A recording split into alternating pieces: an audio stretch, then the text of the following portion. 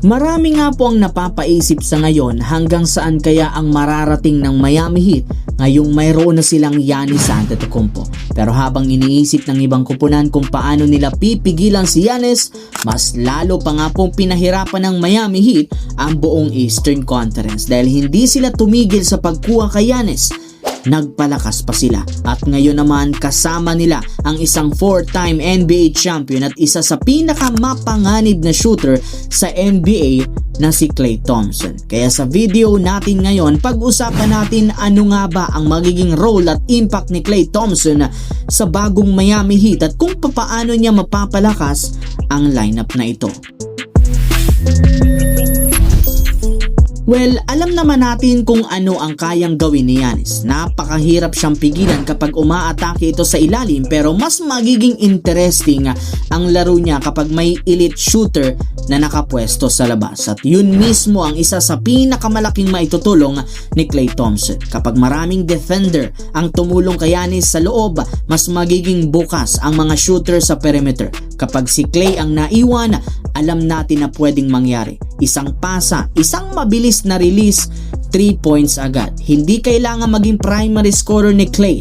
Kahit wala siyang bola, kailangan siyang bantayan ng depensa. Kapag mas tutok sila kay Klay Thompson, mas maraming space naman para kay Giannis. Isang simpleng adjustment pero pwedeng baguhin ang buong opensa ng Miami Heat.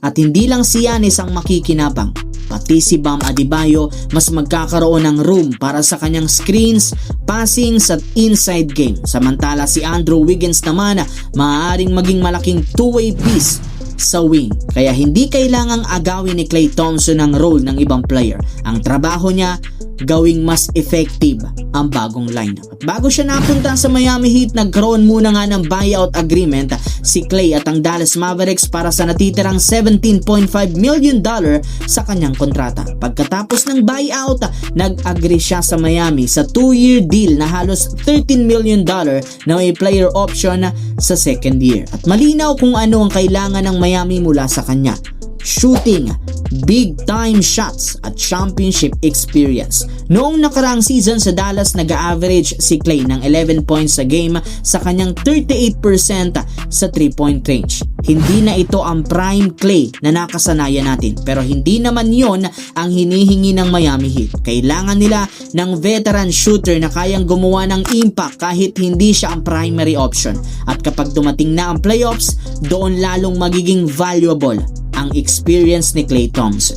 4-time NBA champion, sanay sa pressure, sanay sa big time moment at alam kung paano maglaro sa championship level basketball. May connection din siya kay Wiggins dahil dati silang magkasama sa Golden State at nagkampiyon. Ngayon, muli silang magsasama sa Miami pero kasama na nila si Giannis Antetokounmpo at Bam Adebayo. At syempre malaking factor din si Coach Erik Spoelstra.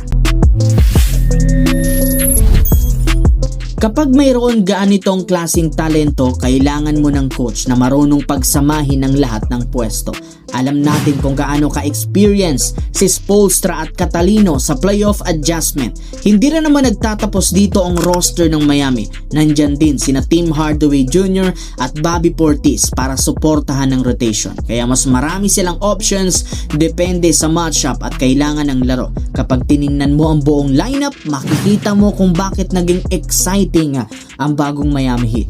May Giannis na kayang umatake sa loob, may Bam Adebayo na kayang gumawa ng magkabilang dulo, may Wiggins na nagbibigay ng athleticism at depensa, at may Klay Thompson na nagbibigay ng shooting at spacing. Kapag mas binantayan si Giannis, may Klay. Kapag mas nakatuto kay Klay, may Giannis. Kapag sinubukan nilang limitahan silang dalawa, may Bam Adebayo, may Andrew Wiggins pa. Yan ang dahilan kung bakit mas mahirap ang game plan ngayon ng Miami Heat. Hindi lang sila umaasa sa isang superstar. May iba't ibang paraan si Coach Erik Spoelstra ng opensa.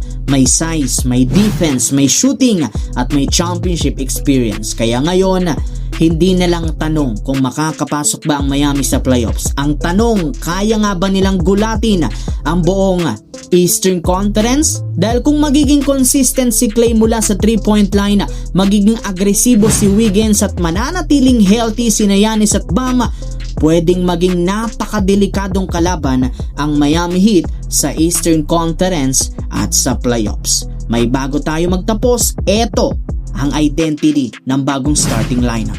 May role-playing guard, may veteran shooter, athletic two-way, may generational superstar at may two-way big man. Kapag pinagsama-sama mo ang lima, may playmaking, may shooting, may size, may depensa at championship experience. Hindi lang ito lineup na maraming pangalan, bawat isa may role, bawat isa may purpose at lahat sila kayang magkampiyon.